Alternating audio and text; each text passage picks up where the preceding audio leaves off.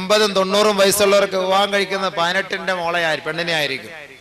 അപ്പൊ അവര് മരിച്ചു പോയി കഴിഞ്ഞാൽ ഇദ്ദേഹത്തിന് വേറെ ഉമ്മയിലുള്ള ഭാര്യയിലുള്ള കുട്ടികൾ കാണും. അപ്പൊ ആ കുട്ടിയും ഈ പെണ്ണുമായിട്ട് നോക്കുമ്പോൾ ഒരു ഭാര്യ ഭർത്താവിന്റെ സ്ഥാനമേ കാണുള്ളൂ. പക്ഷെ അവളെ വിവാഹം കഴിക്കൽ ഹറാമാണ്, തന്റെ വാപ്പയുടെ ഭാര്യയാണ്. ولا تنكحوا ما نكح آباؤكم من النساء. നിങ്ങളുടെ വാപ്പാമാര് പിതാക്കന്മാര് വിവാഹം കഴിച്ച സ്ത്രീകളെ നിങ്ങൾ വിവാഹം കഴിക്കല്ലേ. വഹലായിലു അബ്നായിക്കും, നിങ്ങളുടെ പുത്രന്മാരുടെ ഭാര്യമാരെ നിങ്ങൾ വിവാഹം കഴിക്കരുത്. വളർത്തു പുത്രന്മാരുടെ ഭാര്യമാരെ വിവാഹം കഴിക്കാം, അതല്ലാതെ നിങ്ങളുടെ സ്വന്തം പുത്രന്മാരുടെ ഭാര്യമാരെ നിങ്ങൾ വിവാഹം കഴിക്കരുത്. വഉമ്മഹാതു നിസായിക്കും, നിങ്ങളുടെ ഭാര്യമാരുടെ ഉമ്മമാരെ നിങ്ങൾ വിവാഹം കഴിക്കരുത്. ഭാര്യമാരുടെ ഉമ്മയെ നിങ്ങൾ വിവാഹം കഴിക്കരുത്. പെണ്ണ് കെട്ടിക്കഴിഞ്ഞാൽ ആ പെണ്ണിന്റെ ഉമ്മ നിന്റെ ഉമ്മയുടെ സ്ഥാനം പോലെയാണ്. ബഹുമാനപ്പെട്ട പ്രവാചകന്റെ സവിധത്തിൽ ഒരു മനുഷ്യൻ കടന്നു വരികയാണ്. അദ്ദേഹം ഒരു വിവാഹം കഴിച്ചു. ആ മനുഷ്യൻ വിവാഹം കഴിച്ചു. അദ്ദേഹം ആ സ്ത്രീയുമായി ശാരീരിക ബന്ധം പുലർത്തുന്നതിന് മുമ്പ് തന്നെ ആ പെണ്ണിന്റെ മാതാവിനെ അദ്ദേഹം കാണാനിടയായി. പക്ഷേ അദ്ദേഹത്തിന്റെ മനസ്സിൽ എന്തോ ഒരു രോഗം പടർന്നതുപോലെ സ്വന്തം ഭാര്യയേക്കാൾ ആ ഭാര്യയുടെ മാതാവിനെ അദ്ദേഹത്തിന് വല്ലാണ്ട് ഇഷ്ടപ്പെട്ടു പോയി. അദ്ദേഹം ഇഷ്ടപ്പെട്ടു. ഈ പെണ്ണിനെ ഒഴിവാക്കിയിട്ട് ഈ പെണ്ണിന്റെ മാതാവിനെ വിവാഹം കഴിച്ചാൽ കൊള്ളാം.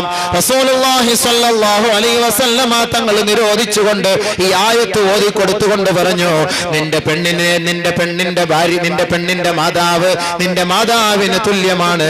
നീ ആ പെണ്ണുമായി ബന്ധപ്പെട്ടാലും ബന്ധപ്പെട്ടില്ലെങ്കിലും ശരി, വിവാഹം കഴിച്ചോ ആ പെണ്ണിന്റെ ഉമ്മ നിനക്ക് ഹറാമാണ്, നിഷിദ്ധമാണ്. ഉമ്മഹാതു നിസായിക്കും, നമ്മൾ സ്വന്തം ഭാര്യയുടെ മാതാക്കൾ അവരെ വിവാഹം കഴിക്കല് ഹറാമാണ്. ഇന്ന് സുഹൃത്തുക്കളെ, നമ്മുടെയൊക്കെ നാട്ടിൽ എന്തൊക്കെ അരാജകത്വങ്ങളാണ് നടക്കുന്നത് ഒന്നും പറയാതിരിക്കൽ തന്നെയാണ് നല്ലത്. മാതാവിന്റെ സ്ഥാനമാണ്. അല്ലാഹു സുബ്ഹാനഹു തആല കാത്തുരക്ഷിക്കുമാറാകട്ടെ, ബോധം നൽകി അനുഗ്രഹിക്കുമാറാകട്ടെ, ബോധം നൽകി അനുഗ്രഹിക്കുമാറാകട്ടെ. എന്തെല്ലാം പേക്കൂത്തുകൾ നമ്മുടെ നാട്ടിൽ നിന്ന് നടക്കുന്നു. വ്യക്തമായിട്ട് വിനീതൻ അറിയാവുന്ന പല പല സംഭവങ്ങളും സന്ദർഭങ്ങളും ഒഴിവാക്കി നാളെ ആഖിറത്തിൽ രക്ഷപ്പെടണമെങ്കിൽ നിങ്ങൾ ഇതെല്ലാം മനസ്സിലാക്കുവിൻ. അല്ലാഹു അതിന് തൗഫീഖ് നൽകുമാറാകട്ടെ. വൽമുഹ്സനാതു മിനൻ നിസാ, ഭാര്യമാർ ഭർത്താക്കന്മാരുള്ള ഭാര്യമാരെ നിങ്ങൾ വിവാഹം കഴിക്കരുത്. അതിപ്പോ സ്വാഭാവികമായിട്ട് അങ്ങനെ നടക്കൂലല്ലോ. നടക്കും. കല്യാണം കഴിച്ചിട്ട് 7-8 വർഷമായി ഇവിടുന്ന് ഗൾഫിൽ പോയി, അല്ലെങ്കിൽ ഇവിടുന്ന് നാട് വിട്ടുപോയി, വയനാട്ടിൽ പോയതാന്നൊക്കെ പറയുന്നു. ഒരു ബന്ധവുമില്ല, എഴുത്തുമില്ല, ഫോണുമില്ല, പൈസയുമില്ല, ഒന്നുമില്ല. എന്താണെന്നറിയില്ല. 7-8 വർഷം ഞാനിങ്ങനെ നോക്കിയിരുന്നു. ഞാനിനി എന്ത് ചെയ്യാനാണ്? ഒരു വിവരവുമില്ല. ഒന്നുകിൽ നീ ഫസഖ് ചെയ്യണം, അല്ലെങ്കിൽ ഖുൽഉ ചെയ്യണം, ഇല്ലെങ്കിൽ അദ്ദേഹം നിന്നെ തലാഖ് ചൊല്ലണം.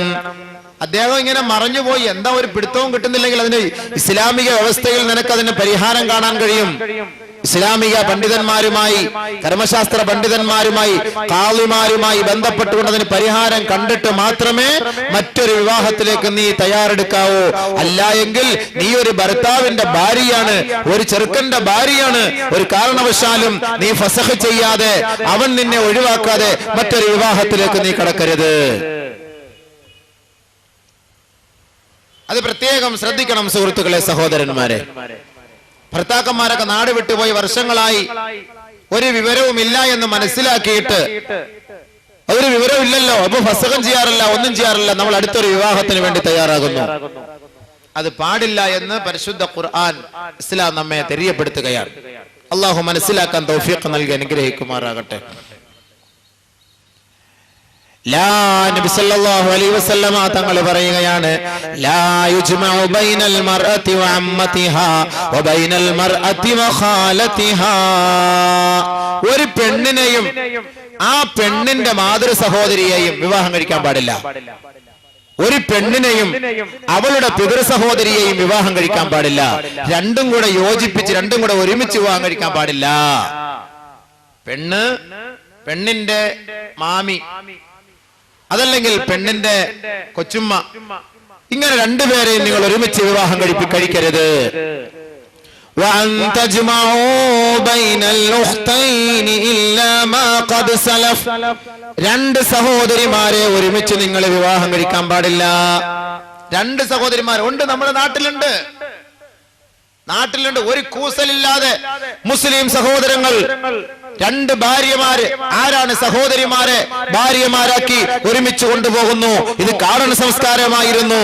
ഇതിനെ ഇസ്ലാം നിരോധിച്ച കാര്യമാണ്. അവിടെ നടക്കുന്നത് ഹറാമാണ്, നിഷിദ്ധമാണ്, വ്യഭിചാരമാണ്. പരിശുദ്ധ ഇസ്ലാമിന്റെ വിധിവിലക്കുകൾ മാനിച്ചുകൊണ്ട് ജീവിച്ച് സ്വർഗം പുൽകാൻ വേണ്ടി പരിശ്രമിക്കുവിൻ. ഇസ്ലാം അതാണ് പഠിപ്പിക്കുന്നത്. രണ്ട് സഹോദരിമാരെ ഒരുമിച്ച് നിങ്ങൾ വിവാഹം കഴിക്കാൻ പാടില്ല. ആദ്യം ഒരു സഹോദരി വിവാഹം കഴിച്ചു, അവൾ മരിച്ചുപോയി, പിന്നെ അവളുടെ കുടുംബത്തിൽ നിന്ന് അവളുടെ അനിയത്തിയെ വിവാഹം കഴിക്കാൻ കുഴപ്പമില്ല.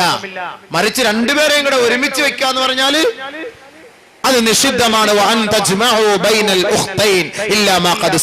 ഇതും കഴിഞ്ഞുപോയ ചരിത്രങ്ങളാണ്. അത് അനുവദിക്കപ്പെട്ട കാര്യമല്ലാതെ നിഷിദ്ധമാണ്. പരിശുദ്ധ ഖുർആൻ നമ്മളെ അറിയിക്കുകയാണ്. وَرَبَائِبُكُمُ اللَّاتِي فِي حُجُورِكُمْ مِن نِّسَائِكُمُ اللَّاتِي دَخَلْتُم بِهِنَّ. നിന്റെ ഭാര്യ, നിനക്ക് നിലവിലൊരു ഭാര്യ ഉണ്ടായിരുന്നു, ആ ഭാര്യ മരിച്ചുപോയി. പിന്നീട് നീ ഒരു വിധവയെ വിവാഹം കഴിച്ചു. ആ പെണ്ണിൽ, ആ വിധവയിൽ മറ്റൊരു കുട്ടിയുണ്ട്, പ്രായപൂർത്തിയായ ഒരു പെൺകുട്ടിയുണ്ട്. നിന്റെ സംരക്ഷണയിൽ വളരുന്ന ആ പെണ്ണിനെ നീ വിവാഹം കഴിക്കൽ നിഷിദ്ധമാണ്. മറ്റൊരാളുടെ കുട്ടിയാണത്. പക്ഷേ ആ പെണ്ണിനെ നീ നിന്റെ ഭാര്യയാക്കി മാറ്റി. ആ പെണ്ണിലൂടെ നിനക്കൊരു കുട്ടി, നിന്റെ വളർത്തുപുത്രിയുടെ സ്ഥാനമാണത്. നിന്റെ കീഴിൽ നിന്റെ ചെലവിൽ കഴിയുന്ന ആ പെൺകുട്ടിയെ നിനക്ക് വിവാഹം കഴിക്കാൻ പാടില്ല. വറബായിബുകുമുല്ലാത്തി ഫീ ഹുജൂരിക്കും മിൻ നിസായിക്കുമുല്ലാത്തി ദഖൽതും ബിഹിൻ. നിന്റെ സംരക്ഷണയിൽ വളരുന്ന പെണ്ണ്. അപ്പോൾ നീ വിധവയെ വിവാഹം കഴിച്ചു, ആ വിവാഹിതയുമായി നീ ശാരീരിക ബന്ധം പുലർത്തി. അവളിൽ നേരത്തെ ഒരു പെൺകുട്ടിയുണ്ട്. ആ പെൺകുട്ടിയെയും ഈ പെണ്ണിനെയും രണ്ടുപേരെയും കൂടെ യോജിക്കാൻ പാടില്ല, നിഷിദ്ധമാണത്. അപ്പോൾ വിവാഹബന്ധം വെച്ച് പരിശോധിച്ചാൽ നിഷിദ്ധമാകുന്ന കല്യാണങ്ങൾ ഇതൊക്കെയാണ്. ഇനി മൂന്നാമതായി ഇസ്ലാം പഠിപ്പിക്കുന്നു മുലകുടി ബന്ധത്തിലൂടെ നിഷിദ്ധമായ വിവാഹം. وَأُمَّهَاتُكُمُ اللَّاتِي أَرْضَعْنَكُمْ وَأَخَوَاتُكُمْ مِنَ الرَّضَاعَةِ. നിനക്ക് മുല തന്ന നിന്റെ മാതാക്കൾ എന്ന് പറയുന്നത് പ്രസവിച്ചിട്ടില്ല, പാല് തന്നു. പ്രസവിച്ച ഉടനെ നിന്റെ ഉമ്മ മരണപ്പെട്ടു പോയെന്നിരിക്കട്ടെ, നിനക്ക് 2 വയസ്സ് വരെ അയൽവക്കത്തുള്ള ഒരു പെണ്ണാണ് നിനക്ക് പാല് തന്നത്. നീ വളർന്ന് വലുതായി പെണ്ണൊക്കെ വെച്ചപ്പോൾ നിനക്ക് പാല് തന്ന തള്ള നിന്നെക്കാളും ചെറുപ്പക്കാരിയെ പോലെ നിനക്ക് തോന്നിയേക്കാം. പക്ഷെ ആ പെണ്ണിനെ നീ വിവാഹം കഴിക്കാൻ പാടില്ല. നിന്റെ ഉമ്മയുടെ സ്ഥാനമാണത്. ഒരു പെണ്ണിൽ നിന്ന് ഒരു സഹോദരനും ഒരു സഹോദരിയും ഒരുമിച്ച് പാല് കുടിച്ചു. ഒരു മാതാവിൽ നിന്ന് അയൽവക്കത്തുള്ള ഒരു സഹോദരൻ മരണപ്പെട്ടുപോയി. ആ സഹോദരന്റെ ആൺകുട്ടിയും തൊട്ടിപ്പുറത്ത് ഭാഗത്തുള്ള ഒരു വീട്ടിലെ സഹോദരൻ മരണപ്പെട്ടുപോയി. ആ സഹോദരന്റെ പെൺകുട്ടിയും ഇവരുടെ രണ്ടുപേരുടെയും നടുവിൽ താമസിക്കുന്ന വീട്ടിലെ ഒരു മാതാവിന്റെ പാല് കുടിച്ച് വളർന്ന സഹോദരനും സഹോദരിയുമാണ്. വാപ്പ വേറെ ഉമ്മ വേറെ, രണ്ടുപേരുടെയും വാപ്പ വേറെ ഉമ്മ വേറെ. പക്ഷെ രണ്ടുപേരും വന്ന് പാല് കുടിച്ചത് ഒരു സ്ഥലത്താണ്. ഈ രണ്ടുപേരും സഹോദരിമാരും സഹോദരന്മാരുമാണ്.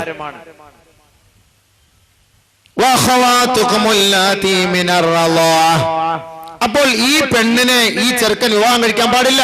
അത് മുലകുടി ബന്ധമാണത്. വാപ്പ വേറെ, പിതാവ് വേറെ, ഉമ്മ വേറെ, ശരി തന്നെ. പക്ഷെ നിങ്ങൾ രണ്ടുപേരും ഒരു ഉമ്മയിൽ നിന്ന് പാല് കുടിച്ചുവെങ്കിൽ നിങ്ങൾക്ക് വിവാഹം കഴിക്കൽ നിഷിദ്ധമാണ്. വിശപ്പിനാണല്ലോ വിശപ്പിനാണല്ലോ പാല് കുടിക്കുക. ശാഫിഈ മദ്ഹബ് അനുസരിച്ച് 2 വയസ്സ് വരെയാണ് ഇതിന്റെ കാലാവധി. 2 വയസ്സിന് ശേഷം പിന്നെ പാല് കുടിച്ചത് പരിഗണിക്കപ്പെടുകയില്ല. ഹനഫി മദ്ഹബ് അനുസരിച്ച് 2.5 വയസ്സ് വരെയാണ് ഇതിന് പരിധി. ഈ 2.5 വയസ്സ് കഴിഞ്ഞ് പാല് കുടിച്ചാൽ പിന്നീട് നമ്മൾ പരിഗണിക്കപ്പെടുകയില്ല. അപ്പോൾ നബി സല്ലല്ലാഹു അലൈഹി വസല്ലം തങ്ങൾ പറഞ്ഞു, ഈ പാല് കുടിക്കുക എന്നുള്ളത് വിശപ്പ് മാറ്റാനാണ്. 2 വയസ്സ് കഴിഞ്ഞാൽ പിന്നീട് കുട്ടി മറ്റു പലഹാരങ്ങളൊക്കെ തിന്നാൻ കഴിയും, അങ്ങനെ അത് വളർന്നു വരും. അതുകൊണ്ട് 2 വയസ്സിന് ശേഷം ഏതെങ്കിലും ഒരു മാതാവിന്റെ പാല് കുടിച്ചാൽ അത് നിഷിദ്ധമാവുകയില്ല എന്ന് ഇവിടെ ഫുഖഹാക്കളായ പണ്ഡിതന്മാർ പഠിപ്പിക്കുന്നു. പിന്നീട് അല്ലാഹു സുബ്ഹാനഹു വ തആല പറയുന്നു, ولا تنكحوا المشركات حتى يؤمن. കോളേജ് ക്യാമ്പസിൽ നിന്ന് അടിച്ചുകൊണ്ട് പോകുന്ന ചെറുപ്പക്കാരാ, ഹൈന്ദവ സ്ത്രീയെയോ ക്രൈസ്തവ പെണ്ണിനെയോ നീ സ്നേഹിച്ചുകൊണ്ട് രജിസ്റ്റർ ഓഫീസിൽ പോയി വിവാഹം കഴിക്കാൻ ഉദ്ദേശിച്ചാൽ തീർച്ചയായും അവൾ വിശ്വാസിനിയാകുന്നത് വരെ നീ അവളെ വിവാഹം കഴിക്കരുത്. ولا تنكحوا المشركات حتى يؤمن. അവൾ മുസ്ലിമാകുന്നത് വരെ, വിശ്വാസിനിയാകുന്നത് വരെ നീ അവളെ വിവാഹം കഴിക്കാൻ പാടില്ല. ഈ നിരോധമൊക്കെ എവിടെ കിടക്കുക? ഇതൊക്കെ ആരെങ്കിലും പാലിക്കപ്പെടാറുണ്ടോ? ഒരു പെണ്ണിനെ നമ്മൾ കൊണ്ടുപോവുക, കല്യാണം കഴിക്കുക, രജിസ്റ്റർ ഓഫീസിൽ കൊണ്ടുപോയി വിവാഹം കഴിക്കുക, അവളെ മുസ്ലിം ആക്കണമെന്നോ ഇസ്ലാമിന്റെ നിയമം പഠിപ്പിക്കണമെന്നോ ഇതൊന്നുമില്ല. കൊണ്ടുപോയി വ്യഭിചാരം കഴിഞ്ഞ് 1 മാസം ഗർഭിണിയായതിനു ശേഷമാണ് പിന്നീട് നാട്ടുകാരൊക്കെ അറിഞ്ഞ് പള്ളിയിൽ കൊണ്ടുവന്ന ഉസ്താദുമായുള്ള ബന്ധം, ഉസ്താദെ ബന്ധപ്പെടുത്തി, ഖാദിയെ ബന്ധപ്പെടുത്തി, പിന്നീട് ഷഹാദത്ത് കലിമ ചൊല്ലി മുസ്ലിമായി. ഈ കുട്ടി, ആ കുഞ്ഞിന്റെ വയറ്റിൽ വളർന്നു വരുന്ന കുട്ടി ഏത് കുട്ടിയായിരിക്കും? ജാരസന്താനം അല്ലേ അത്? പിന്നീട് കൊണ്ടുവന്ന് ഇസ്ലാം മതം സ്വീകരിപ്പിച്ചിട്ടെന്താ കാര്യം? ആ കുട്ടി ജാരസന്താനമല്ലേ? അതുകൊണ്ട് നിങ്ങൾ മനസ്സിലാക്കണം, ഏതെങ്കിലും ഒരു മുസ്ലിം സഹോദരൻ മുസ്ലിം സഹോദരിയെ വിവാഹം കഴിക്കാൻ ആഗ്രഹിച്ചാൽ അവളെ വിശ്വാസത്തിലേക്ക് ആദ്യം നീ നയിക്കണം. അതല്ലാതെ കണ്ട് നീ അവളെ വിവാഹം കഴിക്കരുത്. അതേപോലെ തിരിച്ചും ഒരു മുസ്ലിം സ്ത്രീ ഒരു ഹൈന്ദവ സഹോദരനെ സ്നേഹിച്ചു, ഒരു മുസ്ലിം സ്ത്രീ ഹൈന്ദവ ക്രൈസ്തവ സഹോദരനെ സ്നേഹിച്ചു, നീ അങ്ങോട്ട് സ്വമേധയാ പോയി നിക്കാഹ് ചെയ്ത് അവനെ നിന്റെ കാന്തനാക്കാൻ പാടില്ല, അവനെ നിന്റെ ഭർത്താവാക്കാൻ പാടില്ല. അവൻ മുസ്ലിമാകണം, എന്നാലേ നിന്നെ നിക്കാഹ് സാധുവാവുകയുള്ളൂ. ഇല്ല എങ്കിൽ നിങ്ങൾ നടത്തുന്നത് വ്യഭിചാരമാണ്, അതിന് വലിയ ശിക്ഷയാണ് നാളെ അല്ലാഹുവിന്റെ കോടതിയിൽ. അതുകൊണ്ട് മുസ്ലിം സഹോദരിമാരെ, നിങ്ങളൊരു അമുസ്ലിം സഹോദരനെ ഇഷ്ടപ്പെട്ടാൽ ആ മുസ്ലിം സഹോദരനെ നിങ്ങൾ മുസ്ലിമാക്കിയിട്ട് മാത്രമേ വിവാഹ ബന്ധത്തിൽ ഏർപ്പെടുത്താവൂ. അല്ലാഹു സുബ്ഹാനഹു വ തആല കാര്യം മനസ്സിലാക്കാൻ തൗഫീഖ് നൽകുമാറാകട്ടെ. ഇപ്പോൾ ഇത് ഇത്രയും വിവാഹ ബന്ധം ഹറാമായ വിഷയങ്ങളാണ് ഈ പറഞ്ഞു വന്നത്. ഇതല്ലാത്തതൊക്കെ, ഇതിനു ശേഷമുള്ളതെല്ലാം നിങ്ങൾക്ക് അനുവദിക്കപ്പെട്ട കാര്യമാണ്.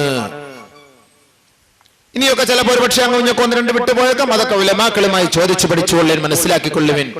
ഈ ഒരു സദസ്സിൽ അത്യാവശ്യമായ ചില കാര്യങ്ങൾ മാത്രം ഒന്ന് ഓർമ്മപ്പെടുത്താൻ പറഞ്ഞു എന്ന് മാത്രം. അല്ലാഹു സുബ്ഹാനഹു വ തആല കാര്യങ്ങളുടെ ഗൗരവം മനസ്സിലാക്കി അമൽ ചെയ്യാൻ തൗഫീഖ് നൽകി അനുഗ്രഹിക്കുമാറാകട്ടെ. ഇവിടെ മറ്റൊരു കാര്യം ശ്രദ്ധിക്കണം. മൂത്താപ്പ, കൊച്ചാപ്പ, മൂത്തുമ്മ, കൊച്ചുമ്മ ഇവരുടെ പെൺമക്കളെ നിക്കാഹ് കഴിക്കാൻ പാടില്ല എന്ന് അല്ലാഹുവിടെ പറഞ്ഞിട്ടില്ല. അപ്പോൾ അതിന്റെ അർത്ഥം അവരെ വിവാഹം കഴിക്കൽ അനുവദനീയമാണ് ഇസ്ലാമിക വ്യവസ്ഥ പ്രകാരം. പക്ഷെ നമ്മുടെ നാട്ടിൽ നടപ്പില്ല. തമിഴ്നാട്ടിലും യുപിയിലും ഗൾഫ് രാജ്യങ്ങളിലും ഇസ്ലാമിക രാജ്യങ്ങളിലും എല്ലാം ഇന്നത് സുലഭമായി നടക്കുന്നുണ്ട്. കൊച്ചാപ്പയും മൂത്താപ്പയുടെ മക്കളും തമ്മിലുള്ള വിവാഹം, കൊച്ചുമ്മയും മൂത്തുമ്മയും തമ്മിലുള്ള വിവാഹം. ഇന്ന് നമ്മളൊക്കെ അത് പെങ്ങളായിട്ടാണ് കണക്കാക്കുന്നത്. ഇല്ല, കൊച്ചുമ്മയുടെ മകളെ മൂത്താപ്പയുടെ മകൻ കാണൽ ഹറാം, മൂത്താപ്പയുടെ മകളെ കൊച്ചാപ്പയുടെ മകൻ കാണൽ ഹറാം, നിഷിദ്ധമാണത്. നമ്മൾ ഏതവസ്ഥയിലാ പെങ്ങളായിട്ട് കണക്കാക്കുക? അത് ഈ പറഞ്ഞ ആയത്തുകളിലോ ഉലമാക്കളുടെ വിവരണത്തിലോ പ്രവാചകന്റെ ഹദീസിലോ ഒന്നും നമുക്കത് കാണാൻ കഴിയില്ല. അപ്പോൾ അതുകൊണ്ട് നമ്മുടെ നാട്ടു നടപ്പില്ല, ഇസ്ലാമിന്റെ നിയമം അനുസരിച്ച് ജായിസാണ് എന്നർത്ഥം.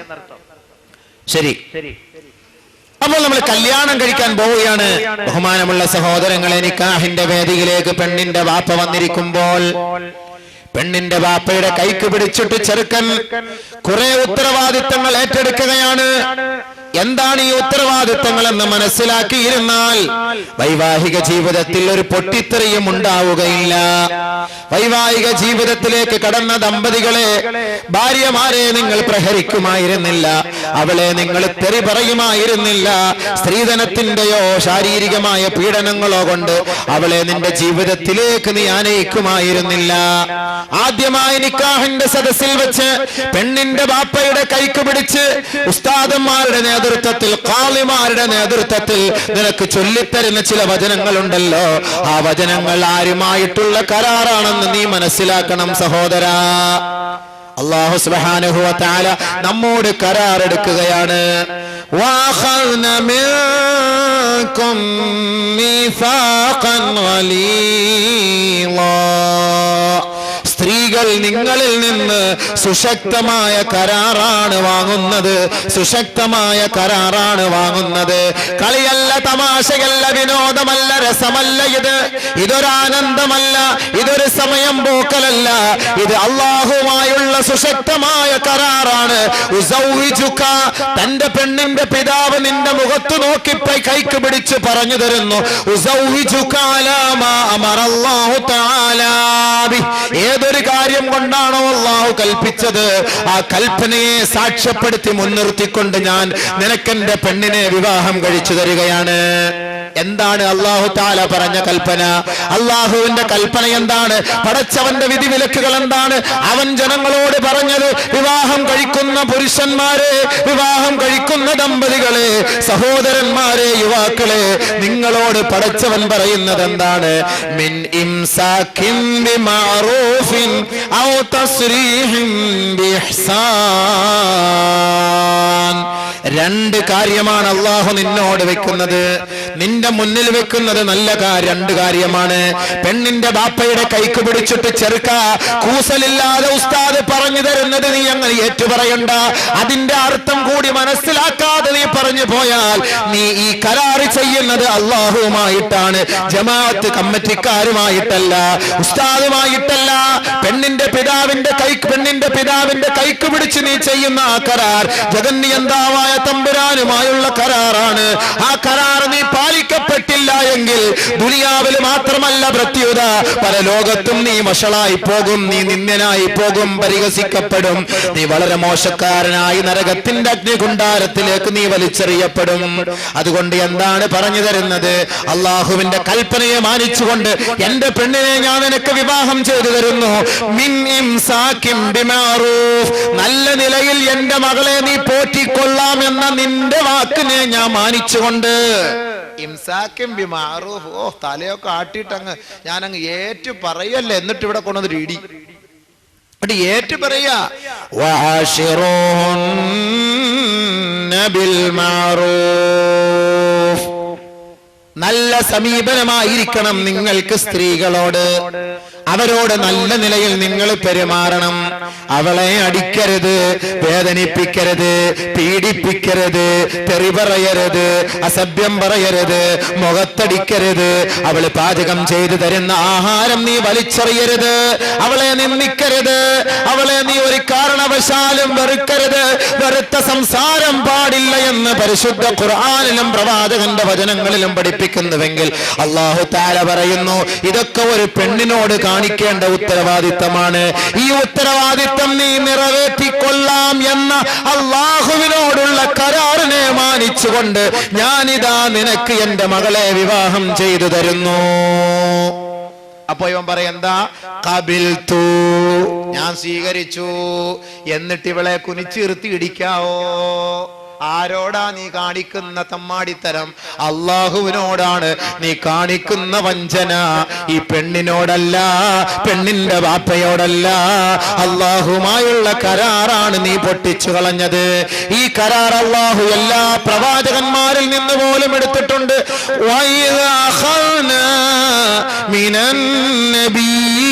ميثاقهم ومنك ومن نوح وإبراهيم وموسى وعيسى بن مريم وأخذنا منهم ميثاقا غليظا. നബിതങ്ങൾക്ക് മുമ്പുള്ള പ്രവാചകന്മാരിൽ നിന്നെല്ലാം ഞാൻ കരാറ് വാങ്ങിയിട്ടുണ്ട്. എന്റെ ഈ ദീൻ, എന്റെ ഈ സത്യസന്ദേശം ലോകത്തിന്റെ മുന്നിൽ, ജനങ്ങളുടെ മുന്നിൽ അതിന്റെ യഥാവിധി പ്രകാരം ഞാൻ മാനിച്ചുകൊണ്ട്, അള്ളാഹുവിനെ ഭയപ്പെട്ടുകൊണ്ട്, ജനങ്ങൾക്കിടയിലേക്ക് ഇറങ്ങിച്ചെന്നുകൊണ്ട് ഈ പ്രബോധനം ഞാൻ നടത്തിക്കൊണ്ട് ജനങ്ങളെയെല്ലാം അള്ളാഹുവിലേക്ക് അടുപ്പിക്കാം എന്ന ആ ഒരു വാഗ്ദാനമുണ്ടല്ലോ, അത് സ്വീകരിക്കാമെന്ന പ്രതിജ്ഞ എല്ലാ പ്രവാചകന്മാരിൽ നിന്നും ഞാൻ എടുത്തിട്ടുണ്ട്. വഅഖദ്നാ മിൻഹും മീസാഖൻ ഗലീളാ. സുശക്തമായ കരാറാണ് പ്രവാചകന്മാരിൽ നിന്ന് നാം വാങ്ങിയിട്ടുള്ളതെങ്കിൽ, സ്ത്രീ സമൂഹം, പുരുഷന്മാരെ, നിങ്ങളോട് നിക്കാഹിന്റെ വേദിയിൽ വെച്ച് കൈപിടിച്ചു വാങ്ങുന്നത് സുശക്തമായ കരാറ് തന്നെയാണ്. അതേ അല്ലാഹു തആല പ്രവാചകന്മാരോട് പറഞ്ഞ അതേ വാക്ക് മീസാഖൻ ഗലീളാ. അവിടെയും വഅഖദ്ന മിൻകും മീസാഖൻ ഗലീളാ, സുശക്തമായ കരാറാണത്. എന്താണ് ആ കരാറ്? പെണ്ണിനെ നല്ല നിലയിൽ ഞാൻ സംരക്ഷിച്ചു കൊള്ളാം. അതാണ് കരാറ്. അത് പാലിച്ചില്ല എങ്കിൽ ഇടി. പാലിക്കാത്തവന്റെ ശിക്ഷ എന്താ? അല്ലദീന യൻഖുദൂന അഹ്ദല്ലാഹ് മിൻ ബഅദി മീസാഖിഹി വയഖ്തഊന മാ അമറല്ലാഹു ബിഹി അൻ യുസല വയുഫ്സിദൂന ഫിൽ അർള് ഉലൈക ഹുമുൽ ഖാസിറൂൻ. അള്ളാഹുവിന്റെ കൽപ്പന പ്രകാരം ജീവിതം നയിച്ചു കൊള്ളാമെന്നും, അകന്നുപോയ കുടുംബങ്ങളെ അടുപ്പിച്ചു കൊള്ളാമെന്നും, സഹവർത്തിത്വവും സാഹോദര്യവും നിലനിർത്തിക്കൊള്ളാമെന്നും, എല്ലാവിധ ഹറാമുകളിൽ നിന്നും അനാചാരങ്ങളിൽ നിന്നും എല്ലാ ജനങ്ങളെയും ഒഴിവാക്കിക്കൊണ്ട് അള്ളാഹുവിന്റെ വിധിവിലക്കുകളെ പൂർണ്ണമായി മാനിച്ചു കൊള്ളാമെന്നും, വിശിഷ്യ നിക്കാഹിന്റെ സദസ്സിൽ ഒരു പെണ്ണിന്റെ വാപ്പയുടെ കൈക്ക് പിടിച്ച് നീ ഏറ്റെടുക്കുന്ന ആ ഒരു പ്രതിജ്ഞ പരിപൂർണമായി അള്ളാഹുവിന്റെ തൃപ്തിക്കനുസരിച്ച് നിറവേറ്റിക്കൊള്ളാമെന്നും ഞാനെടുത്ത ഈ കരാറിനെ ഉടച്ചു കളഞ്ഞാൽ, പാലിക്കപ്പെടാതെ വന്നു പോയാൽ ഉലൈക ഹുമുൽ ഖാസിറൂൻ, അവൻ ദുനിയാവിലും ആഖിറത്തിലും തീരാ നഷ്ടവാളിയാണ്, വഞ്ചകനാണ്, നയവഞ്ചകനാണ് അവന് നരകമാണ് ശിക്ഷ. അവൻ നിന്ദ്യനായിരിക്കും. ജനകോടികളുടെ മുന്നിൽ ഈ പാവപ്പെട്ട പെണ്ണിനെ പീഡിപ്പിച്ചതിന്റെ പേരിൽ, സ്ത്രീധന പീഡനത്തിന്റെ പേരിലും ശാരീരിക പീഡനത്തിന്റെ പേരിലും ഈ പെണ്ണിനെ പീഡിപ്പിച്ച മുസ്ലിം സഹോദര, ജനങ്ങളുടെ മുന്നിൽ പടച്ച തമ്പുരാൻ നിന്നെ നിന്ദിക്കുമെന്ന് പരിശുദ്ധ ഖുർആനിന്റെ ആയത്തുകളിലൂടെ അള്ളാഹു നമ്മളെ തെര്യപ്പെടുത്തുകയാണ്. അതുകൊണ്ട് നല്ല നിലയിൽ പെണ്ണുമായി ഞാൻ ബന്ധപ്പെട്ടുകൊള്ളാം, ജീവിച്ചു കൊള്ളാം, അവളെ സംരക്ഷിച്ചു കൊള്ളാം എന്ന കരാറാണ് നിക്കാഹിന്റെ സദസ്സിൽ നീ വാങ്ങുന്നത്. തൊട്ട് അടുത്ത പിന്നാലെ രണ്ടാമത് അല്ലാഹു പറയുന്നു ഔ തസ്രീഇൻ ബിഹ്സാൻ. ചില പെണ്ണുങ്ങളൊക്കെ അനുസരണശീലമില്ലാത്തവരായിരിക്കും. കല്യാണം കഴിച്ചു, നല്ല സ്വഭാവമായിരുന്നു, അവളുടെ സ്വഭാവ മഹിമ കണ്ടുകൊണ്ട് ഞാൻ വിവാഹം കഴിച്ചതാണ്. പക്ഷേ കല്യാണം കഴിഞ്ഞ് നാളുകൾ കുറേയായി, 1, 2, 3 മക്കളൊക്കെ ആയതിനു ശേഷം ഇവൾ എന്നെ അനുസരിക്കാത്ത ഒരു സാഹചര്യം ഉണ്ടായി എങ്കിൽ എന്ത് ചെയ്യണം? പരിശുദ്ധ ഇസ്ലാം പഠിപ്പിക്കുന്നു, അവളുമായി നിനക്ക് യോജിച്ചു പോകാൻ പറ്റാത്ത ഒരു സാഹചര്യമാണ്, അവൾ നിന്നെ അനുസരിക്കാത്തവളാണ് എങ്കിൽ പരിശുദ്ധ ഇസ്ലാം 1, 2, 3 കാര്യം അവനെ ഒന്ന് ഓർമ്മപ്പെടുത്തുന്നു. ആ ഒരു പരീക്ഷണം കൂടി നീ അവളോട് നടത്തണം. അതല്ലാതെ കണ്ട് പെട്ടെന്ന് എടുത്ത മാട്ടിൽ തലാക്കല്ലി 1, 2, 3 കൂടെ ഒരുമിച്ച് ഒറ്റയടിക്ക് ഒറ്റ ശ്വാസത്തെ ഞാൻ ചൊല്ലി എന്ന് പറഞ്ഞ് അവളുടെ മുന്നിൽ അവളെ ഭയപ്പെടുത്തിക്കൊണ്ട് നിന്ദിച്ചുകൊണ്ടുള്ള വാക്ക് നിന്റെ ഭാഗത്തുനിന്നുണ്ടാകാൻ പാടില്ല. ഭാര്യമാരാണ്, ചിലപ്പോ ഒക്കെ ന്യൂനതകൾ സംഭവിച്ചേക്കാം, ചിലപ്പോ അല്ല, ഭൂരിഭാഗവും സംഭവിക്കും. പിന്നെ ഒരു അഡ്ജസ്റ്റ്മെന്റിൽ അങ്ങനെ പോലെ തന്നെ ഒരു അഡ്ജസ്റ്റ്മെന്റ്. എന്തിനാ അവർ ഈ ചൂടാവുന്നത്? നമുക്ക് അനർഹമായ പല ജോലികളും അവർ നമുക്ക് ചെയ്തു തരുന്നുണ്ട്. പാത്രം കഴുകേണ്ട ജോലി ആരുടെ? അവളുടെ ജോലിയാ. വസ്ത്രം കഴുകിത്തരേണ്ട ജോലി ആരുടെ ജോലിയാണ്? അവളുടെ ജോലിയാ. പാചകം ചെയ്തു തരേണ്ട ജോലി ആരുടെ ജോലി? അവളുടെ ജോലിയാ. ബെഡ് വിരിച്ച് വൃത്തിയാക്കി തൂർത്തുടച്ചിക്ക വന്ന് കടന്ന് വളരെ സന്തോഷത്തോടുകൂടി ആനയിക്കല്. ബഹുമാനമുള്ള സുഹൃത്തുക്കളെ, നമുക്ക് അനർഹമായ പല ജോലികളും ഇവര് നമുക്ക് ചെയ്തു തരുന്നുണ്ട്. അപ്പോൾ ഇതെല്ലാം മാനിച്ചുകൊണ്ട് ഈ പെണ്ണിനോടുള്ള കടപ്പാടും ഉത്തരവാദിത്വവും നാം നിറവേറ്റിയിരിക്കണം. അപ്പൊ നമുക്ക് അനർഹമായത് പലതും ചെയ്തു തരുന്നതാണ് നമ്മുടെ ഭാര്യമാർ. ഇനി അനുസരണക്കേട് കാണിക്കുന്ന ഭാര്യയാണെങ്കിൽ എന്ത് ചെയ്യണം? വല്ലതീ തഖാഫൂന നുശൂസഹുൻ ഫഇളൂൻ വഹ്ജുറൂഹുൻ ഫിൽ മളാജിഅ വളിരിബൂഹുൻ فإن أطعنكم فلا تبغوا عليهن سبيلا واللاتي تخافون نشوزهن. നിന്റെ ഭാര്യമാരിൽ നിന്ന് നീ അനുസരണക്കേടിനെ നീ ഭയപ്പെട്ടാൽ, ചില പെണ്ണുങ്ങളുടെ സ്വഭാവം ഭാര്യമാരുടെ സ്വഭാവം ഇഷ്ടപ്പെടാതെ വന്നാൽ, ആ അനുസരണക്കേടിനെ നീ ഭയപ്പെട്ടാൽ എന്തായിരിക്കണം നിന്റെ സമീപനം ആ ഭാര്യയോട്? ആദ്യമായി ഇസ്ലാം പഠിപ്പിക്കുന്നു, അവൾക്ക് നീ നല്ല ഉപദേശം നൽകണം. ഒന്ന് നമ്മുടെ അടുത്തൊന്ന് ചൂടായി എന്തെങ്കിലുമൊക്കെ ഒന്ന് പറഞ്ഞു പോയി, എടുത്ത പടിയിൽ അങ്ങോട്ട് ചാടി അടിയും കൊടുത്ത് എന്റെ വീട്ടിൽ പോയി എനിക്ക് ഇനി വേണ്ട, എന്നെ ഒടുക്കത്തെ തലാക്കല്ലേ ഇരിക്കുന്നു എന്നും പറഞ്ഞ് നമ്മൾ ഒറ്റയടിക്ക് അങ്ങോട്ട് തലാക്ക് ചെല്ലണ്ട. ഉപദേശിക്കണം. ചില പെണ്ണുങ്ങളാണ് നിന്റെയും മുറുമുറുപ്പൊക്കെ കാരണം ചില സമയത്ത് അങ്ങ് ദേഷ്യപ്പെട്ടു, എത്രത്തോളം സ്നേഹമാണെങ്കിലും, കാരണം നമ്മൾ അത്രത്തോളം പീഡനങ്ങളാണ് അവരോട് കാണിക്കുന്നത്. പിന്നെ അവരുടെ അടുത്ത് പോയിട്ട് ഇങ്ങനെ ചൊറിഞ്ഞിരിക്കാൻ പാടുണ്ടോ? അതാണ് അള്ളാഹുവിന്റെ റസൂൽ തന്നെ പറയുന്നത്, ലാ യഫ്റുഖു മുഅ്മിനുൻ മുഅ്മിനതൻ ഇൻ കരിഹ മിൻഹാ ഖുലുഖൻ വറളിയ മിൻഹാ ആഖർ. നിങ്ങൾ ആരും നിങ്ങളുടെ ഭാര്യമാരോട് ചൊറിഞ്ഞ വർത്താനം പറയരുത്. ഫറക്കാന്ന് പറഞ്ഞാൽ ചൊറിഞ്ഞു തന്നെയാണ് എന്റെ അർത്ഥം.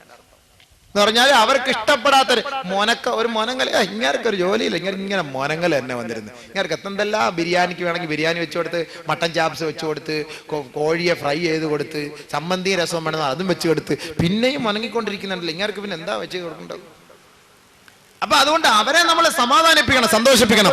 അവർ ഇത്രയൊക്കെ നമുക്ക് ചെയ്തു തരുമ്പോ അവരെടുത്ത് പോയിട്ട് ഇങ്ങനെ ഇരുന്ന് മുനങ്ങിയ വർത്താനം പറയാൻ അവർക്ക് ഇഷ്ടപ്പെടുവോ? ഇനി അങ്ങനെ പറഞ്ഞെങ്കിൽ എന്ത് ചെയ്യണം?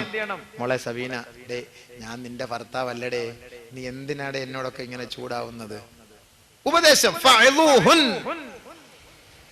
ഇച്ചിരി ജിലേബിയും ലഡു ഒക്കെ മേടിച്ചു കൊടുത്താൽ ഇഷ്ടപ്പെട്ടൊക്കെ രണ്ട് നൈറ്റിയൊക്കെ വാങ്ങിച്ചിട്ട് കൊടുത്തിട്ട് പറയണം, ഓ അമ്പോ ഹൂകമം കാക്ക മലന്ന് പറക്കും. ആ മോളിൽ പോയി നോക്കിയാൽ മതി, കാക്കയുടെ മോളിൽ പോയി നോക്കിയാൽ കാക്ക മലന്ന് പറക്കുന്ന പോലെ നമുക്ക് തോന്നും. ഇങ്ങനെയൊക്കെ നമ്മളെ കളിയാക്കിയിട്ടൊക്കെ പറയും. അപ്പൊ നമ്മളവിടെ ഉപദേശിക്കണം. ഇല്ല, ഉപദേശം നൽകി, നീ ഇങ്ങനെ ചെയ്യാൻ പാടില്ല, നിന്റെ ഭർത്താവല്ലേ, ഞാൻ എന്ത് കഷ്ടപ്പെട്ട ഞാൻ രാവിലെ MIT ഒക്കെ ആയിട്ട് എത്ര വെയിൽ കൊണ്ടുപോകുന്നു, എവിടെല്ലാം കറങ്ങിയിട്ടാണ് നിനക്ക് ഞാൻ ഈ ഒരു ആഹാരം മേടിച്ചുകൊണ്ട് തരുന്നത്, എന്നിട്ട് നീ എന്നോട് ഇങ്ങനെയൊക്കെ കാണിക്കുന്നത് ശരിയാണോ? നീ അതുകൊണ്ട് എന്നെ ഇങ്ങനെയൊക്കെ പറയല്ലേ. നല്ല ഉപദേശം, നല്ല ഉപദേശം. ചിലപ്പോൾ അവൾ ഒറ്റയ്ക്ക് ഇരുന്ന് ചിന്തിക്കും, ശരിയാ, എൻ്റെ ഇക്കായ ഞാൻ ആവശ്യമില്ലാത്തൊക്കെ പറയുന്നു, എൻ്റെ ഇക്ക മരിച്ചുപോയി കഴിഞ്ഞാൽ ഞാൻ എന്ത് ചെയ്യും, എൻ്റെ മക്കൾ എന്ത് ചെയ്യും? അപ്പോൾ നമ്മളതൊന്നും പറയാൻ പാടില്ല. നമ്മുടെ ഭാഗത്ത് എന്ന് പറയുന്ന ഏറ്റവും വലിയ തെറ്റാണത്. പെണ്ണ് സ്വീകരിക്കട്ടെ, പെണ്ണ് മനസ്സിലാക്കട്ടെ. ശരിയായില്ല, 2-3 ദിവസമൊക്കെ കളിക്കളിയാറായി, പിന്നെ ഉപദേശിച്ചു നോക്കി, കബൂലാവുന്നില്ല. പിന്നെയും കുഴല് സുന്ദരിപ്പിനകത്ത് വെച്ചാല് എങ്ങനെയാണോ അതുപോലെ തന്നെ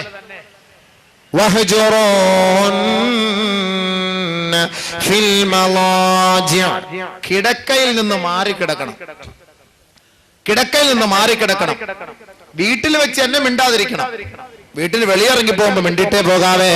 ചിലപ്പോ മിണ്ടാതെ ഇറങ്ങിപ്പോകുന്ന വഴിയിലെങ്ങാനും വണ്ടി ഇടിച്ച് മരിച്ചു പോയാൽ അല്ലാഹു കാക്കട്ടെ, ഭാര്യയുമായി ഭർത്താവുമായി ബന്ധമില്ലാതെ മിണ്ടാട്ടമില്ലാതെ ഉരിയാട്ടമില്ലാതെ മരണപ്പെട്ടു പോയാൽ അവർ നരകത്തിലാണ്. ഒരു ഭർത്താവ് മരിക്കുമ്പോൾ ഭാര്യ ആ ഭർത്താവിനെ കൊണ്ട് പൊരുത്തപ്പെട്ടിട്ടില്ല എങ്കിൽ അവൻ നരകത്തിലാണ്. ഒരു ഭാര്യ മരിക്കുമ്പോൾ ആ ഭാര്യയ്ക്ക് ഭർത്താവുമായി ഒരു പൊരുത്തക്കേടുണ്ടായി എങ്കിൽ അവൾ നരകത്തിലാണ്, അവൻ നരകത്തിലാണ്. അതുകൊണ്ട് രണ്ടുപേരും നരകത്തിന്റെ അവകാശികളാകാൻ പാടില്ല. വീട്ടിൽ വെച്ച് തന്നെ നിങ്ങൾ മിണ്ടാതിരുന്നോ. വീട്ടിൽ നിന്ന് പുറത്തേക്ക് പോകുമ്പോ സലാം ചൊല്ലി പുറത്തേക്ക് പോയിക്കോ. കൂടുതലൊന്നും സംസാരിക്കാൻ പറ്റൂല, കാരണം ഇവളുടെ പീഡനം അത്രത്തോളായിരുന്നു. അടിയുടെ ഊക്ക് ഭയങ്കരമായിപ്പോയി. ഒരൊറ്റ ഒരെണ്ണം വെച്ചിങ്ങി തന്നു, പക്ഷെ അടി ഭയങ്കരമായിപ്പോയി. അപ്പൊ അതുകൊണ്ട് മിണ്ടാൻ തോന്നില്ല. എങ്കിലും ഇറങ്ങി പോകുമ്പോ അസ്സലാമു അലൈക്കും സലാം പറഞ്ഞിട്ട് പോയാലേ അൽഹംദുലില്ലാ, അപ്പൊ മിണ്ടിയത് പോലൊക്കെ തന്നെ. നീ എങ്ങാനും പോയിട്ട് മരിച്ചു പോയാലോ? അപ്പൊ രണ്ടുപേരുടെ തൃപ്തിയില്ലാത്ത അവസ്ഥയിൽ നീ മരണപ്പെട്ടു പോയി. അപ്പൊ അതുകൊണ്ട് അത് ഉണ്ടാകാൻ പാടില്ല. അതുകൊണ്ട് ബഹുമാനമുള്ള സഹോദരങ്ങളെ, രണ്ടാമതായി വലാ തഹ്ജുർ ഇല്ലാ ഫിൽ ബൈത്ത്, വീട്ടിൽ വെച്ചിട്ടല്ലാതെ അവളുമായി വിട പറഞ്ഞ് മാറി നിൽക്കാൻ പാടില്ല, വിട്ടുപിരിയാൻ പാടില്ല. ഇങ്ങനെ രണ്ടാമത്തെ കാര്യം നീ ഒന്ന് ചെയ്ത് നോക്ക്. ഒരുമിച്ച് കിടക്കരുത്, ബെഡ്റൂമിൽ നിന്ന് മാറിക്കിടക്കണം അടുത്ത മുറിയിൽ. അല്പമെങ്കിലും നിന്നോട് സ്നേഹമുള്ള പെണ്ണാണ് എങ്കിൽ തീർച്ച ഇവൾ നിന്നെ തിരക്കി നീ കിടക്കുന്ന ഭാഗത്തേക്ക് വരും.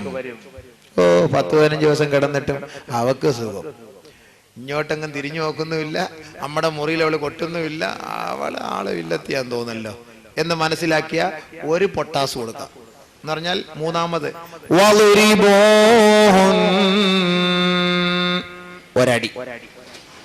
ഒരടി എന്ന് പറയുമ്പോൾ പടച്ച തമ്പുരാനെ കയ്യില് തഴമ്പുള്ളവരെ വെച്ച് വീക്കുന്ന പോലെ വീക്കിയേക്കല്ലേ, എന്നാ പിന്നെ ഒന്നും അതിന് കാണൂല, കഷ്ടം. അത് കൊള്ളാനുള്ള കപ്പാസിറ്റി ഒന്നും ഇല്ല. പിന്നെ ഇവത്തുങ്ങളുടെ ഈ വായിന്ന് വരുന്നത് കേൾക്കുമ്പോൾ എന്ത് ചെയ്യാനാ എന്ന് 32 നേതാക്കന്മാരെ ഒറ്റ അടിക്കകത്താക്കിക്കളെ. ആ നിലയ്ക്കുള്ള അടിയാണ്.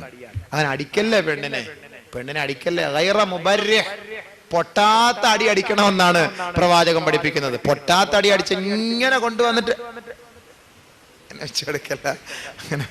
അങ്ങനെ എന്താ എന്നാ ഇവിടെ അഹങ്കാരം കുറച്ചുകൂടെ കൂടും. ചില പണ്ഡിതന്മാർക്ക് പറയുന്നത് തുണി വെച്ച് അടിക്കണമെന്ന്. തുണിയൊക്കെ വെച്ചിട്ട് അടിച്ചിട്ട് ഇപ്പൊ എവിടെ നോവാനാ? ഞാൻ പറയുന്നത് തുണി നനച്ചിട്ട് ഒരെണ്ണം കൊടുക്കണം, അപ്പൊ ഉഷാറായിരിക്കും.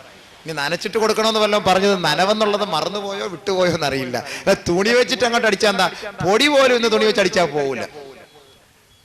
അപ്പൊ അതൊരു താക്കീത്. ചില പെണ്ണുങ്ങൾക്ക് 2 പൊട്ടീര് കൊടുക്കാതെ നന്നാവുകയില്ല. അത് ഉമർ ഫാറൂഖ് റളിയല്ലാഹുവിന്റെ കാലഘട്ടത്തിൽ അങ്ങനെയാണ്. ഉമർ ഫാറൂഖ് റളിയല്ലാഹു തആലാന്റെ കാലഘട്ടത്തിൽ പോലും ഉമറിന്റെ ഭാര്യ പോലും ഉമറിനോട് കയർത്ത് സംസാരിക്കുമായിരുന്നു. കയർത്ത് സംസാരിക്കുന്ന ഉമർ ഖത്താബ് റളിയല്ലാഹു സഹിക്ക വയ്യാത്തൊരു കാര്യമാണ്. ഒരു ദിവസം ഇങ്ങനെ നീ ആരോടാടി കയർത്ത് സംസാരിക്കുന്ന അറിയോ? ബഹുമാനപ്പെട്ട ഉമർ ഫാറൂഖ് റളിയല്ലാഹു ചോദിച്ചപ്പോൾ ഉമറിന്റെ ഭാര്യ പറഞ്ഞു, ഞാനിപ്പോ ഇങ്ങടുത്ത് കയർത്ത് സംസാരിക്കുന്ന വലിയ കാര്യം, പ്രവാചകന്റെ പത്നിമാര് പോലും കയർത്ത് സംസാരിക്കുന്നു. പിന്നെ അത് കേട്ടപ്പോൾ ഉമർ ഫാറൂഖ് റളിയല്ലാഹു വല്ലാത്ത ഒപ്രാളായി പോയി. പ്രവാചക പത്നി ബഹുമാനപ്പെട്ട ഉമർ ഫാറൂഖിന്റെ മകളുമുണ്ട് ഹഫ്സ റളിയല്ലാഹു തആല അൻഹ. നേരെ ഹഫ്സ റളിയല്ലാഹു തആല അടുക്കലേക്ക് പോയി, ഹഫ്സ, നീ പ്രവാചകനോട് കയർത്ത് സംസാരിക്കുമോ? ചിലപ്പോ ഞങ്ങൾ എന്തേലൊക്കെ ദേഷ്യം വരുമ്പോ എന്തേലൊക്കെ ഒന്ന് പറഞ്ഞു പോകും, പക്ഷെ വൈകിട്ടങ്ങ് സോൾവ് ആവും ഞങ്ങളങ്ങ്. ഇനി മേലിലെങ്ങാനും പ്രവാചകന്റെ മുഖത്ത് നോക്കി വല്ലത് നീ സംസാരിച്ചാൽ പിന്നെ ഉമറിന്റെ തനിനിറ നീ കാണും. ഇനി മേലിൽ ഹബീബിനോട് ഒരു കാര്യം നീ ചോദിച്ചു പോകരുത്. നിനക്ക് ഇഷ്ടമുള്ളത് സല്ലി, നീ എന്നോട് ചോദിക്ക്, ഞാൻ തരും. നിന്റെ വാപ്പയാണ് ഞാൻ, എനിക്ക് സ്വത്തുണ്ട്, ആ സ്വത്തിൽ നിന്ന് എനിക്ക് ഞാൻ തരും. നീ ഇനി മേലിൽ ഹബീബിന്റെ അടുക്കലേക്ക് പോയി ചൂടാവുകയോ ചോദിക്കുകയോ ചെയ്യരുത്. കണ്ട, ഇതാണ് വാപ്പമാരുടെ ഉത്തരവാദിത്തം.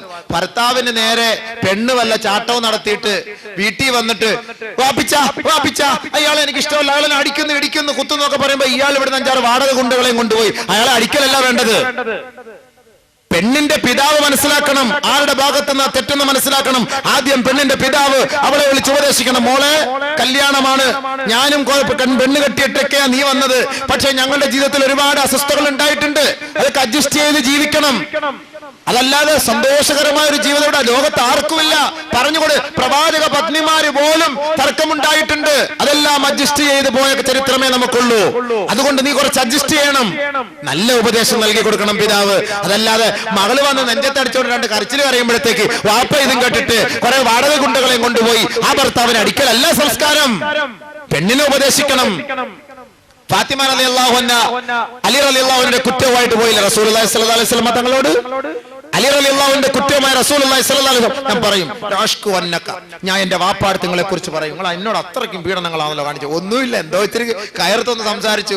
ചില സ്നേഹമുള്ള പെണ്ണുങ്ങൾക്ക് ഭർത്താക്കന്മാർ എന്തെങ്കിലും ഒന്ന് കയർത്ത് സംസാരിക്കുമോ പിന്നെ കരച്ചിലാണ് എന്ന് പറഞ്ഞാൽ ഭർത്താവ് മരിച്ച മയ്യത്ത് നോക്കിയിട്ട് എങ്ങനെ കിടന്ന് കരയോ അതേപോലെ കരച്ചിലാണ്. ബഹുമാനപ്പെട്ട ഫാത്തിമ റളിയല്ലാഹു തആല അൻഹ നബി സല്ലല്ലാഹു അലൈഹി വസല്ലം തങ്ങളുടെ അടുക്കലേക്ക് പോയി. അലി റളിയല്ലാഹു അൻഹു പതുക്കെ പിറകെ പോയി, എന്താ പറയുന്നതെന്ന് ഞാനും ഒന്ന് നോക്കട്ടെ. പതുക്കെ പോയി ഒളിച്ചു നിന്നിട്ട് നബിയെ ഒപ്പിച്ച എന്നോട് ദേഷ്യപ്പെട്ടൊക്കെ സംസാരിക്കുന്നു, ഒപ്പിച്ച വല്ലാത്ത ചില സമയത്തൊക്കെ മുഖം കറുപ്പിച്ചിട്ടൊക്കെ സംസാരിക്കുന്നു, വാപ്പിച്ച എനിക്കൊരു വല്ലാത്ത പേടി പോലെ എന്നൊക്കെ ഇങ്ങനെ ബഹുമാനപ്പെട്ട ഫാത്തിമ റളിയല്ലാഹു തആല അൻഹ നബിതങ്ങളോട് അലി റളിയല്ലാഹു അൻഹുവിനെ കുറിച്ച് കുറിച്ച് കുറ്റം പറഞ്ഞപ്പോ ബഹുമാനപ്പെട്ട പ്രവാചകൻ മഹദിയായ ഫാത്തിമ റളിയല്ലാഹു അൻഹയെ തലോടിക്കൊണ്ട് അള്ളാഹുവിന്റെ റസൂലിന്റെ ഹളറത്തിലേക്ക് ഇരുത്തുകയാണ്. എന്നിട്ട് പറഞ്ഞു, വസ്മഈ, മോളെ നീ കേൾക്കണം, അത് നിന്റെ ഭർത്താവാണ്. ആ ഭർത്താവിനോട് നിനക്ക് ഒരുപാട് കടപ്പാടുണ്ട് മോളെ. ഒരു ഭർത്താവിന് നീ എത്രത്തോളം കടപ്പാടെന്ന് വെച്ചാൽ, ആർക്കെങ്കിലും സുജൂദ് ചെയ്യാൻ അല്ലാഹു അല്ലാതെ ഒരു മഖ്ലൂക്കിന്റെ മുന്നിൽ സുജൂദ് ചെയ്യാൻ ഒരു അനുവാദമുണ്ടായിരുന്നുവെങ്കിൽ എല്ലാ സഹോദരിമാരോടും അവരുടെ ഭർത്താക്കന്മാർക്ക് സുജൂദ് ചെയ്യാൻ ഞാൻ കൽപ്പിക്കുമായിരുന്നു. അത്രത്തോളം ഉത്തരവാദിത്വമാണ് ഭർത്താക്കന്മാരോട് എല്ലാ ഭാര്യമാർക്കുമുള്ളത്. അതുകൊണ്ട് നിന്റെ ഭർത്താവിന്റെ ഭാഗത്തു നിന്ന് വല്ല ന്യൂനതകളും വന്നു പോയാൽ അതെല്ലാം ക്ഷമിക്കണം മോളെ ഫാത്തിമ, സഹിക്കണം മോളെ ഫാത്തിമ. ഭർത്താവിന്റെ മുഖത്ത് നോക്കി കയർത്ത് സംസാരിക്കല്ലേ ഫാത്തിമ. നല്ല ഉപദേശങ്ങൾ കുറെയൊക്കെ നൽകിയതിനു ശേഷം ബഹുമാനപ്പെട്ട ഫാത്തിമ റളിയല്ലാഹു തആല പറഞ്ഞു, ഇല്ല വാപ്പ, ഇനി മേലിൽ നീ എന്ത് ചെയ്താലും ഞാൻ ഒന്നും പറയില്ല, ഞാൻ മിണ്ടൂല, ഞാൻ ബുദ്ധിമുട്ടിക്കൂല, ദുആ ചെയ്യണം എന്ന് പറഞ്ഞിട്ട് പോയി. അലി റളിയല്ലാഹു അൻഹു പിറകെ വന്നു, ഫാത്തിമയുടെ അടുക്കലായിട്ട് വന്നിട്ട് പറഞ്ഞു, ഫാത്തിമ വാ ഇവിടെ, ഇനി മേലിൽ ഞാൻ നിന്നെ ഒന്നും പറയില്ല കേട്ടോ. ഞാൻ ഇത്ര പ്രതീക്ഷിച്ചില്ല. നീ നമ്മളൊക്കെ ഒരു ചെറിയ തമാശക്ക് അങ്ങോട്ടും ഇങ്ങോട്ടൊക്കെ പറയുന്നു പറഞ്ഞിട്ട് നീ അങ്ങനെ ഓടിപ്പോട്ടി പരാതിന്റെ വീട്ടിൽ കൂടി പറയേണ്ട കാര്യമുണ്ടോ? നീ മേലിൽ ഞാൻ ഒന്നും പറയില്ല. പാവം അറിവില്ലായിരുന്നു, അങ്ങനെ പറഞ്ഞുപോയി പക്വതക്കുറവ് കൊണ്ട്. അലി റളിയല്ലാഹു അൻഹു മാപ്പ് പോലെ ഫാത്തിമ ബിയുടെ കൈക്ക് പിടിച്ചിട്ട് പറഞ്ഞു, ഇനി ഞാൻ ഒന്നും നിന്നെ പറയുകയില്ല, നിന്നോട് ഞാൻ ദേഷ്യപ്പെടുകയില്ല. ഫാത്തിമ റളിയല്ലാഹു തആല പറഞ്ഞു, ഇല്ല, എനിക്ക് അബദ്ധം പറ്റിപ്പോയി, എനിക്ക് തെറ്റ് പറ്റിപ്പോയി, ഇനി മേലിൽ എന്റെ ഭാഗത്ത് നിന്ന് ഇങ്ങനെ ഒരു വീഴ്ച ഉണ്ടാവുകയില്ല എന്നും മഹദിയായ ഫാത്തിമ റളിയല്ലാഹു തആല അൻഹ.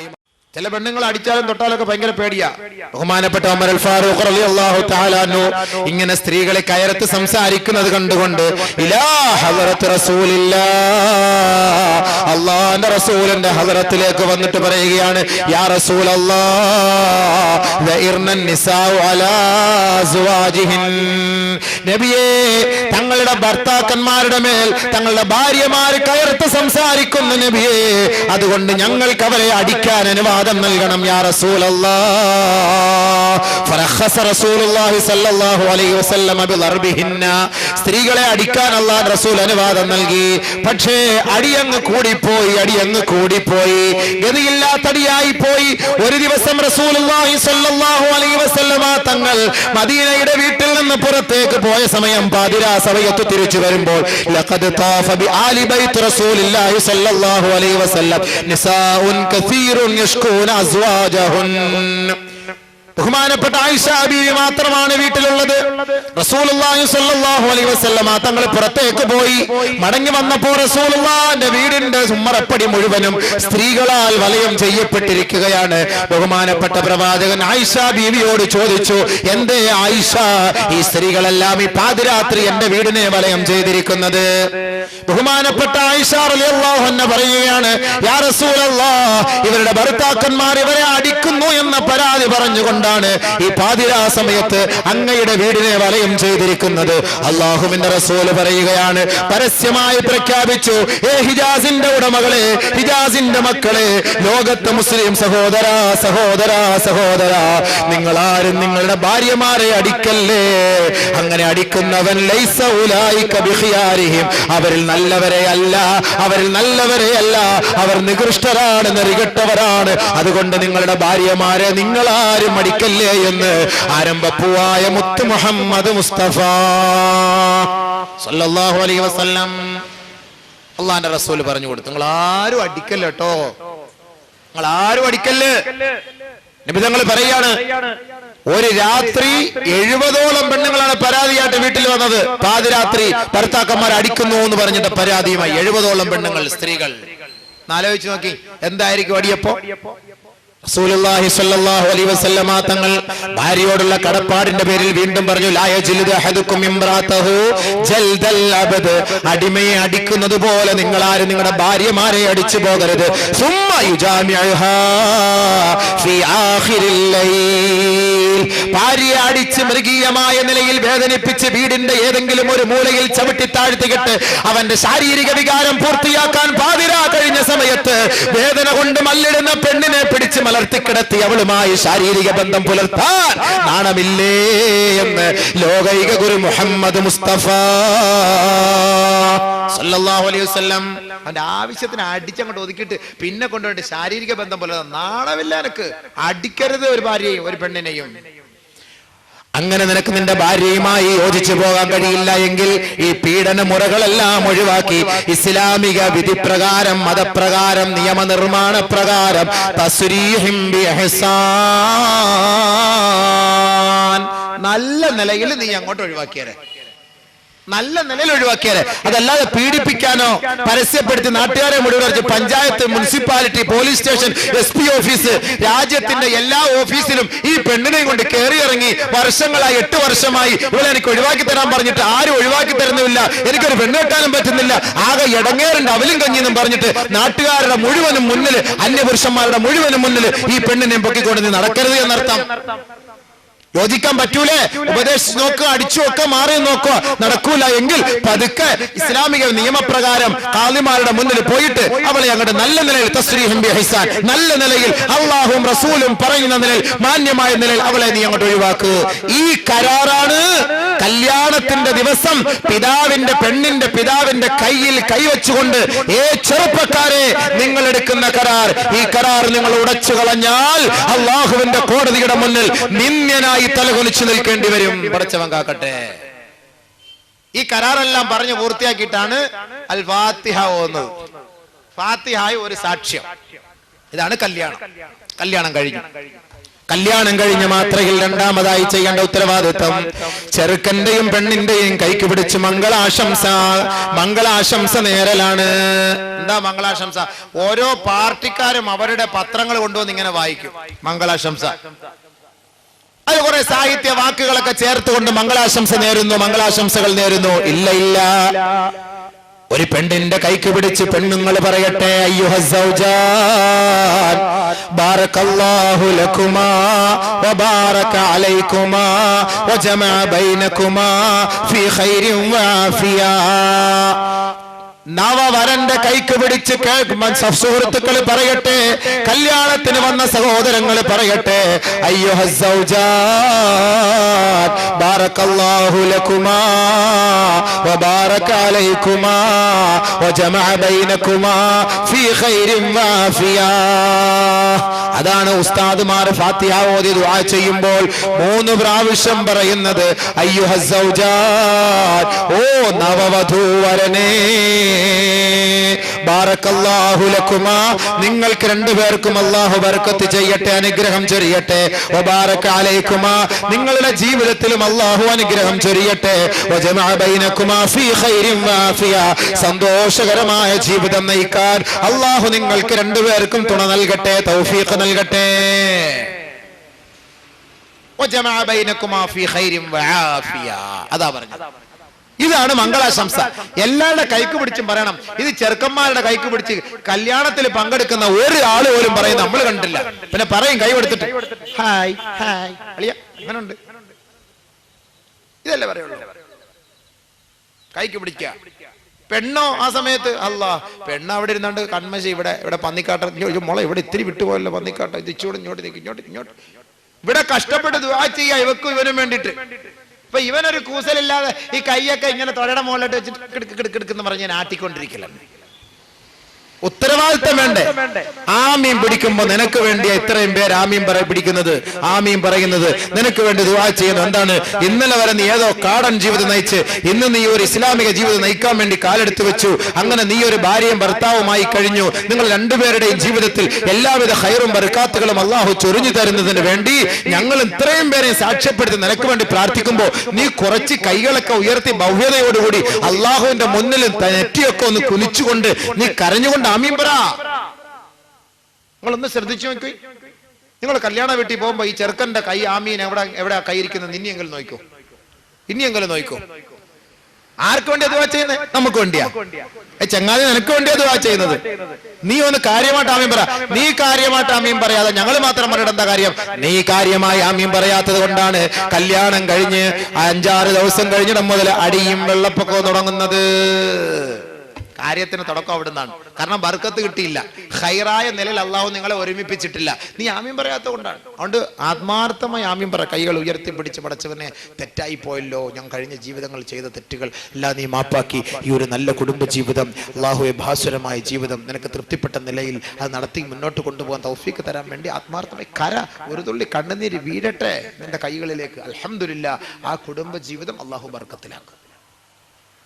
കല്യാണം കഴിഞ്ഞ ഉടനെ പെണ്ണെ, ചെറുക്ക, നിനക്കൊരു ഉത്തരവാദിത്തമുണ്ട്. ഈ ദുആ ചെയ്തതിന് ശേഷം, മംഗളാശംസ കഴിഞ്ഞതിന് ശേഷം ആദ്യ രാത്രിയായി മണിയറയിലേക്ക് കാലെടുത്ത് വെക്കുമ്പോ 2 റക്അത്ത് നീ ഒന്ന് സുന്നത്ത് നമസ്കരിക്കണേ. കൂടുതലൊന്നും വേണ്ട, 20 റക്അത്ത് തറാവീഹ് നിസ്കരിക്കാൻ നിൽക്കണ്ട, സമയമില്ലല്ലോ. എത്രയോ ദിവസം കൊണ്ട് 5ാം ക്ലാസ് മുതൽ പെണ്ണിനെ നോട്ടം വിട്ട് 10ാം ക്ലാസ് വരെ അഡ്ജസ്റ്റ് ചെയ്ത് കൊണ്ടുവന്ന് 12 വരെ നോട്ടം വിട്ട് 15ന്റെ അന്ന് കെട്ടിച്ചും തന്ന് ഇനി ഇവിടെ നിന്ന് 20 റക്അത്ത് ഇവിടെ നിസ്കരിക്കണം എന്ന് പറഞ്ഞ് നടക്കുന്ന കാര്യമൊന്നും അല്ല. അത് ഇത്ര നാട് കൊണ്ട് നമ്മൾ ഓടിച്ചിട്ട് പിടിച്ച കല്യാണമായത്.